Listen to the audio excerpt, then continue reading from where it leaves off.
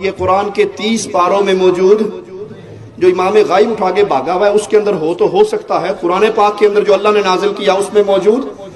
یہ چینل کے ذریعے بیٹھا ہوا کفر پھیلاتے ہوئے کہتا ہے کہ یہ قرآن پاک کی آیت ہے، جا کے دیکھ لو کہ مومنوں کا دل اللہ کا عرش ہے. حالانکہ یہ عقیدہ قرآن میں نہیں ہے، شیعوں کے باطل گمراہ عقیدوں میں موجود ہے.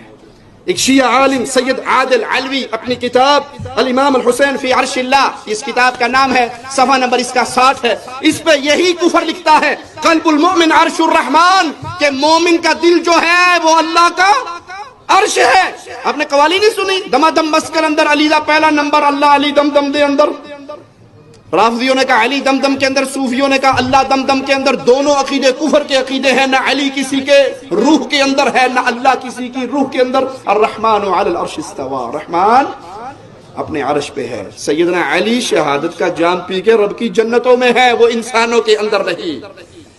یہ ظالم میرے مولا پر جھوٹ بولتا ہے. آئیے جھوٹ کی نسبت مالک کی طرف کرنے والوں کا حال قرآن حکیم سے سنتے ہیں. قیامت کے دن کیا ہوگا؟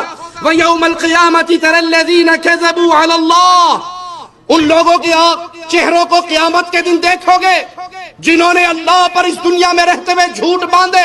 وُجُوهُهُمْ مُسْوَدَّةٌ، ان کے چہرے سیاہ ہو چکے ہوں گے. أَلَيْسَ فِي جَهَنَّمَ مَثْوًى لِلْمُتَكَبِّرِينَ، تکبر کرنے والے، جھوٹ بولنے والے، حق کو جھٹلانے والوں کا برا ٹھکانہ یہی جہنم ہے. یہ اللہ پر جھوٹ بولنے والے، ان کے چہرے قیامت کے دن تو سیاہ ہوں گے. رافضیت کے چہرے دنیا کے اندر بھی سیاہ ہیں، دنیا کے اندر بھی گورے چٹے نہیں ہیں، دنیا کے اندر ہی پھٹکار پڑی ہوئی ہے. ابو بکر عمر عثمان کو گالیاں دینے کی وجہ سے دل بھی کالا ہو چکا ہے، من بھی کالا ہو چکا ہے، تن بھی کالا ہو چکا ہے. اور اللہ کی قسم جو شرک کرتا ہے اس کا دل سیاہ ہو جاتا ہے، نقطے لگتے لگتے اس پہ زنگ چڑھ جاتا ہے اور پھر اس پہ پھٹکار کی مہر لگ دی جاتی ہے. وہ لوٹ کر جس کو اللہ ہدایت دے وہی آتا ہے. آئیے مالک کا فرمان سنتے ہیں. الا الذين تابوا واصلحوا واعتصموا بالله واخلصوا دينهم لله فاولئك مع المؤمنين. ہاں جو لوگ شرک و نفاق سے توبہ کر لیں، اللہ کی رسی کو چمٹ جائے، اللہ کی رسی کو مضبوطی سے تھام لے اور اس کے لیے دین کو خالص کرے. قربانی اللہ کے نام پہ ہو تو خالص اللہ کے نام پہ، پھر وہ پیر بابے کے نام پہ نہیں ہو سکتی. شاہ جمال ککڑ گھینتے پتر ڈیرتا لال پھر مومن کی زبان سے نہیں نکل سکتا.